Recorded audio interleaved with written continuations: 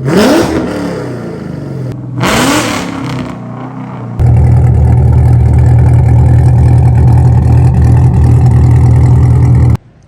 up YouTube, my name is Don and I wanted to bring you guys a neat little comparison of cold starts between a C7 Corvette Z06 and a Mustang 5.0. This one here is my 2019 C7 Z06.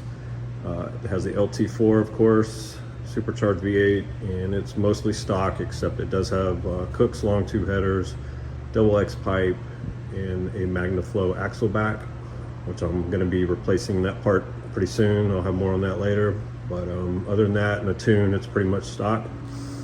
And then over here is a 2020 Mustang GT 5.0. This car also has long tube headers. It has an H pipe for the mid pipe, and it has valved exhaust mufflers. And both cars do have valves, and they will be open on the comparison. This car is also mostly stock. It does have an E85 tune. Of course, this one's naturally aspirated, no supercharger, any other mods.